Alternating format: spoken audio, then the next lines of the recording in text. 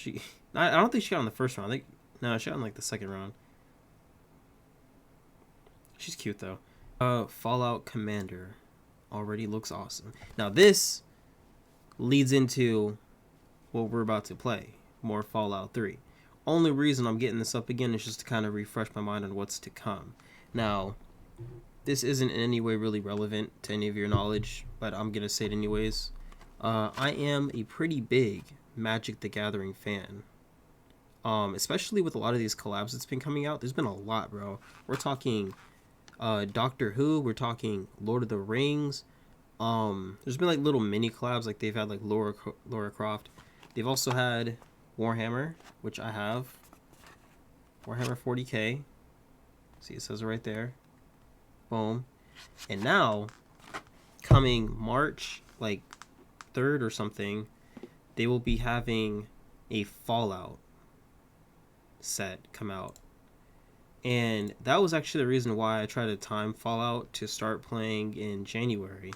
Because, you know, I'm playing Fallout 3, New Vegas, and then 4. And I'm hoping, like, at least by the time I make it to 4, it'll already be March. Like, I'm trying to, you know, extend out Fallout as much as possible. That way I make it to that point and still have Fallout to play. And I think, like, every time we start a video, I'm gonna, like, just unbox a pack of, like, Fallout cards. I have, like, a whole set. But we're gonna... Here, I just want to show you guys, you know, if you're not into Fallout, or if you're not into Magic, I should say, but you're into Fallout, what exactly is coming. We are some brand new Universes Beyond Commander decks, and this time they are... Yeah, Universes Beyond is essentially just the title of this category, I would say, of Magic the Gathering crossovers. So, Universes Beyond included, like, the Warhammer that I just showed you, all the other stuff. They're even doing a Marvel one, which I'm like, why? Why would you do that? Whatever, I guess. Cool. I mean, I'll still probably look into it, I'm not gonna lie to you. If they do a Star Wars one, it's over. I'm actually gonna buy that one. It is over. Star Wars, they're doing an Assassin's Creed one as well later on in this same year that they're doing the Fallout one. So I'm looking forward to see how that goes. But yeah, we have Magic the Gathering Universe Beyond Fallout. Today we just learned You already see, boom, there's dog meat. Keep going. New information Let me not talk over set, you. including what the 4 precons are going to look like, some awesome frame treatments, and some... These look amazing, bro. I really want these. You got like the borderless one. We have like this alternate border, which is like a Pip-Boy, which is freaking cool.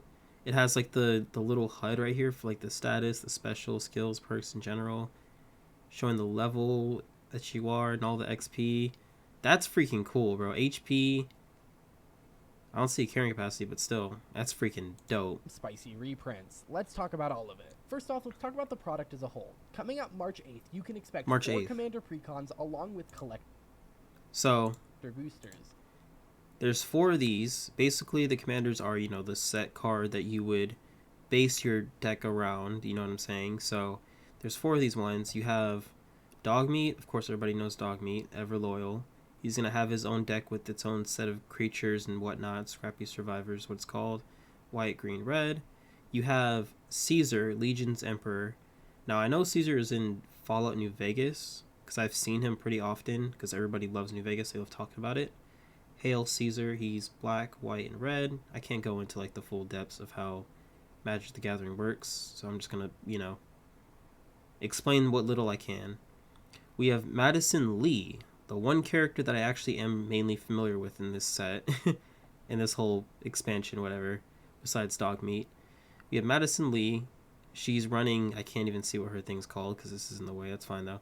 But yeah, this is actually the pack that I got. I got the Madison Lee one, and the reason why is because I have a feeling that hers is going to be the closest to having Brotherhood of Steel members in it.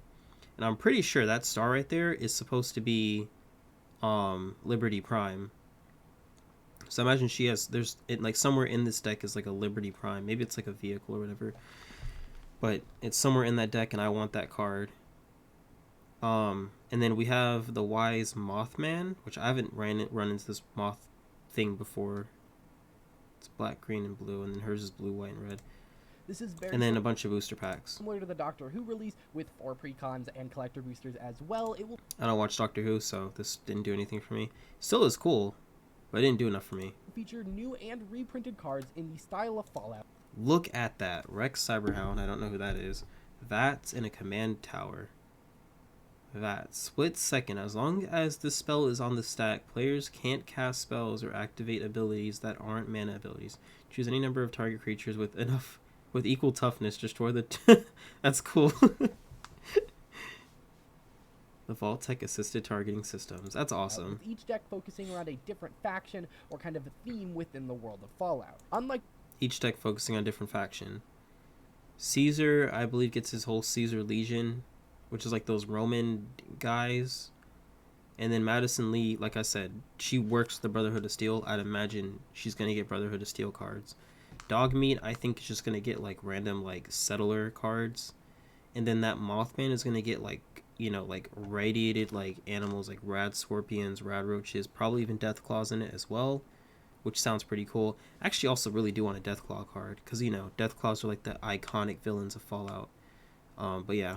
Like Doctor Who, they're not dividing it by era, so it's not like there's going to be a Fallout 4 deck and a Fallout New Vegas deck. Instead, they're divided into factions very similar to the Warhammer 40k decks.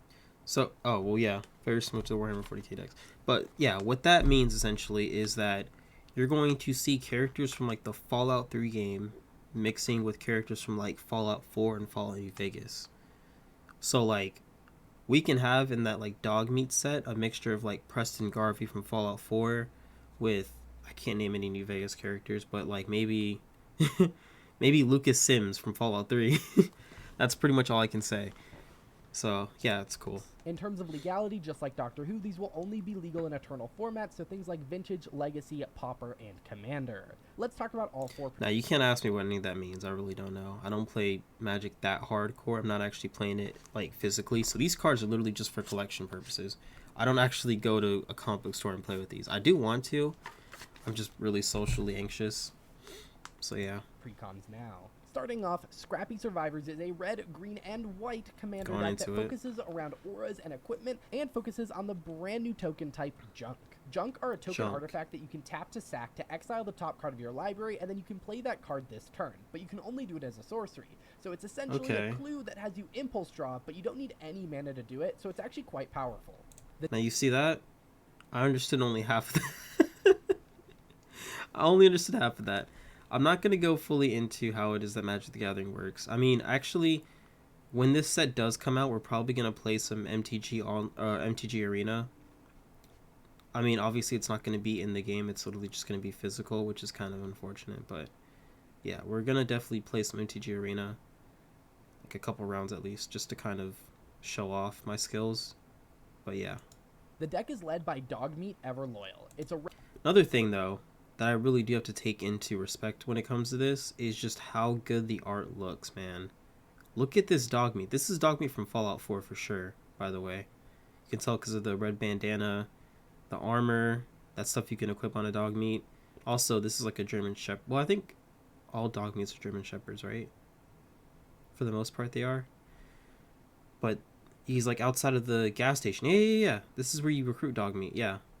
And this is obviously the Vault Dweller that you play as.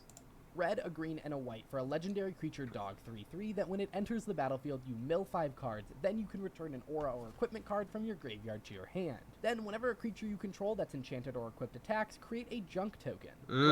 That's cool. Those auras and equipments kind of representing the equipment and the skills and the perks you unlock throughout the game, and it seems like a really fun commander deck. However, this isn't the only version of Dogmeat. We also have the Pip-Boy treatment, which is found exclusively within the collector boosters.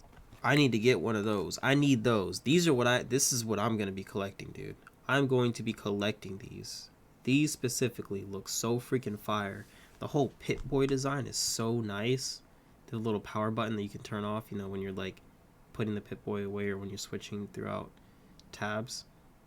This looks so sexy. And it also changes the font too, which I love. This treatment can be found in non-foil, traditional foil, and surge foil within those collector boosters, and they really give off a great Fallout vibe.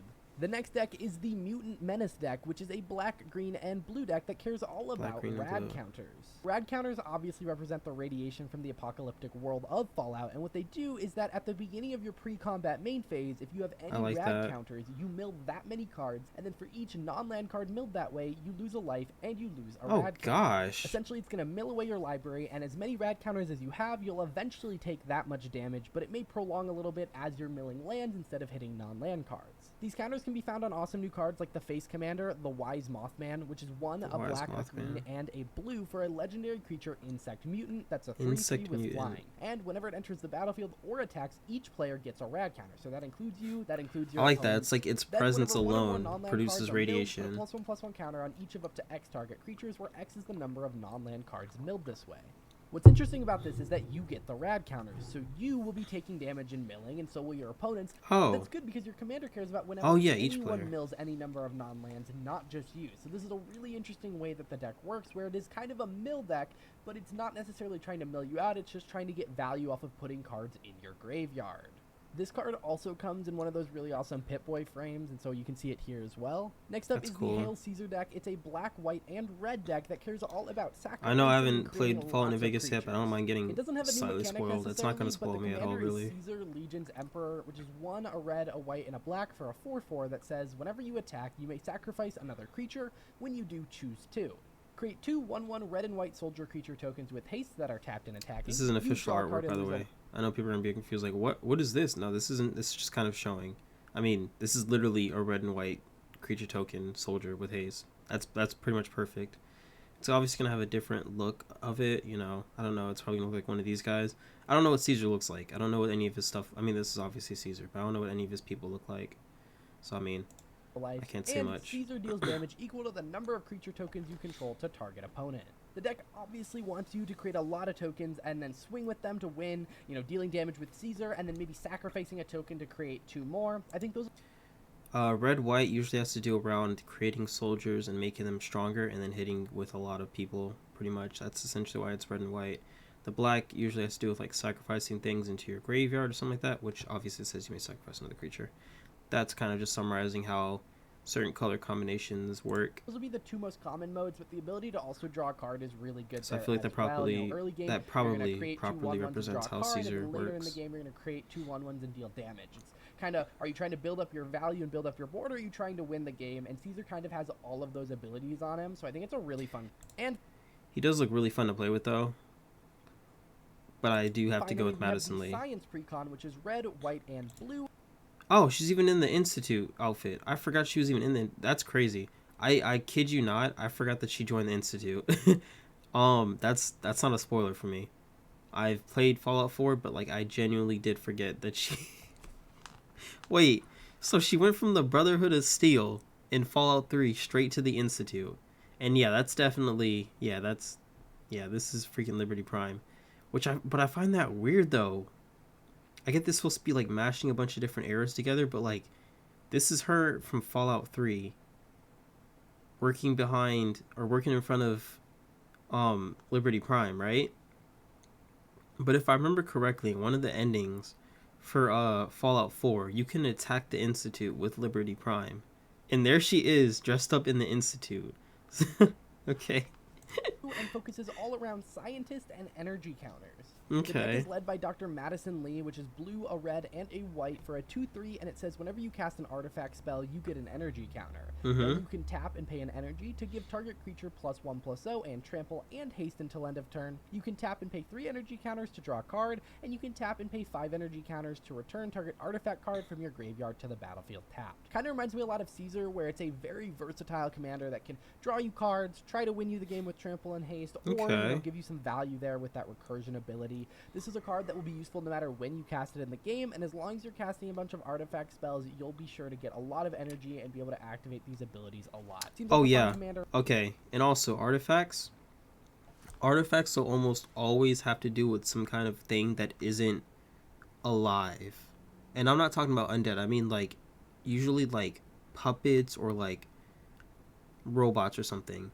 Now, robots, right? That's almost instantly telling me we're going to get at least a few Mr. Gutsies, a few Mr. Handies, some of those Robo Brains, Sentry bots or whatever. We're gonna get all those in this set probably. And I'm excited to see the return of energy, as it's a mechanic we really haven't seen since Kaladesh. Caesar and Dr. Madison Lee also come in the Pip-Boy frame, and they look really awesome. Oh, they've got like realistic like styling too. Look at Madison Lee. She's got like a real look to her. This looks really nice. And then there's Caesar. This is what his guys look like. They look kind of trash. Can't wait to kill them all. I'm kidding. As well, there are 26 cards in total that have that, and of those, 9 of them are reprints with alternate card titles and new art. There's now, those 26 total. total. A lot of spoilers and a lot of things to talk about, so let's jump into more of that. Starting off, let's talk about the full art lands. There are 2 for each, and they look really awesome. These are what I'm looking forward to second most. Well, second or third most. These lands look really fire, but it gets better. I'm sure he's going to show exactly how. First off, one thing to take into... Well, he's going to... You know what? Let him talk. There's the first kind, which are really beautiful, and they kind of show this character progressing on a journey. You've got dog meat, and you've got... I'd assume this is, you know, the Vault Dweller. But that persists in, like, all of the different artworks. And then they have another set that are based on the original Fallout and kind of that art style as well. And you'll find both of these in the commander decks themselves, so they will have... Based off the original Fallout. What he means by that, it's all Eagle View. I haven't played Fallout 1 and 2, but I know that they take place from like a eagle's view, in the sense that it takes place coming from like up in the sky. That's the camera. So that's why it looks like this, and this is actually really freaking like creative, dude. You've got like actual people in it still. That's really cool. Have full arts in the commander decks, and they'll be available in foil and surge foil in the collector boosters. Now I'm gonna just real quick like slow-mo through these, because I do want to take all these into quick detail. So we're gonna go in 0.5 real quick. Caesar and Dr. Madison Lee also come in the Pip-Boy. Oh, my bad. Wait, not this one. This one. Okay, that says Vault 111, so that's from Fallout 4. I'm pretty sure that's coming out of the vault. I don't know what this place is, but, you know, she's also there. And I'm assuming that that's probably the swamp place from Fallout 4. They look really... Then you've got... That looked like power armor, and then you have this. Awesome. And you'll find... And then they have another set that are based on the original Fallout and kind of... I can't get all of them, but they still look really good. They look really freaking good. But like I said, when it gets to March 3rd and we're still playing Fallout, I'm going to be unboxing those. As well, and you'll find both of these in the commander decks themselves. So they will have full arts in the commander decks, and they'll be available in foil and surge foil in the collector boosters. We also have a couple other really cool cards. We have things like Command Tower, obviously in the Fallout style, but we also have cards like VATS, which is the targeting system in-game. It's a 4-cost black instant with split second, and it has you choose any number of target creatures with equal toughness and destroy the chosen creatures. So really flavorful and really cool card. You know, split second's pretty powerful, and I'm excited to see more cards with random mechanics from Magic's past that are so flavorfully done. Next up, they have these things called Vault Boy reprints, which are cool reprints from Magic's past with Vault Boy on them. So for example, Soul Ring and Arcane Signet are both really awesome cards in this cool borderless frame, and those are going to be cards that are in the commander decks, but these versions are only found in the collector boosters. However, they also showed off cards like Crucible of Worlds, which they didn't make it obvious if this is actually in the commander decks, and then they have this alternate version in the collector boosters, or if it's just going to be an exclusive. I'm just here for the art, man. I really am. I will. Alongside that, they have Wasteland, which is making me think there aren't going to be in the commander decks, because I really don't see them printing Wastelands into a commander precon, but I could be wrong there. I need to get a book that like lets me just slot in like cards and stuff so I can collect them properly. That's what I need to do. I have so many Magic the Gathering cards, and again, I don't play with them, so like, Next up, we have Bobbleheads, which are a new type of artifact. Bobbleheads they showed are off Intelligence Bobblehead, which they threw. Now, this symbol is a silver, which means it's uncommon. So I guess, you know, we'll find these pretty often. Cost artifact that lets you tap to add 1 mana. But I still want them. And then you can pay 5 and tap it to draw X cards, where X is the number of bobbleheads you control. There should be 7 of these in total, and these are the cards that will be serialized in the set. So you can find a normal. So they're only just a special. But there will also be serialized versions of them, so 500 copies of each. Those are cool. For 3,500 serialized cards total. Oh. They'll be in this alternate frame, and they'll be in their double rainbow thing. You know, we've seen it with Doctor Who, we saw it with March the Machine, we saw it with Lord of the Rings. It's kind of becoming a normal thing at this point, but there are serialized cards in the collector's. There's only 500 of them. Fallout. We also got another new commander. It's Mr. House, President and CEO. It's red, white, and black for a legendary artifact creature 0/4, and it says whenever you roll a 4 or higher, create a 3/3 colorless robot artifact creature token. If you rolled a 6 or higher, I'm assuming it's going to be those robots that are these things. Then you can pay 4 and tap it to roll a 6-sided die plus an additional 6-sided die for each mana from treasures spent to activate this ability. It's a really interesting card that cares about you rolling dice, and it's just kind of a fun commander. Of course, like all Magic sets at this point, there will also be extended art cards. So, for example, this is extended art Rex Cyberhound, which is a 3-cost Azorius commander, 2/2. And whenever it deals combat damage to a player, they mill 2 cards and you get 2 energy. Then you can pay 2 energy to choose target creature card in a graveyard and exile it with a brain last part. counter on I want it. to see that one too. This is a sorcery, but then Rex has all activated abilities of all cards in exile with brain counters on them. So Rex is going to kind of exile things out of graveyards, which is really good, mill your opponents a little bit there as well, and then gain a bunch of abilities from the exiled cards. Those can be your cards that are exiled, your opponents. It really doesn't matter as long as they have a brain counter on them. That's almost everything they revealed today. They also revealed how they're doing vaults, which are a big thing in the Fallout universe. For example, this is Vault 101 Birthday Party. It's a 4-cost white enchantment saga. It has you create a 1/1 white human soldier creature token and a food token, and then turns 2 and 3. You may put an aura or equipment card from your hand or graveyard onto the battlefield. If an equipment is put on this way, you may attach it to a creature you control. So they're, you know, vaults are kind of telling a story throughout all the Fallout games, and so they are doing this. There's going to be a few of these then. So you can expect to see vaults in all 4 commander decks, and this is just an example of one of them. So yeah, that's kind of a first look at Fallout. We'll get more spoilers in January of next year. I'll be doing a couple of videos talking about, you know, specific commanders or spoilers. Oops, sorry. Yeah, I'm looking forward to this, bro. I really am. I am super looking forward to just whatever they end up producing. I cannot wait. But now we'll get into some Fallout 3.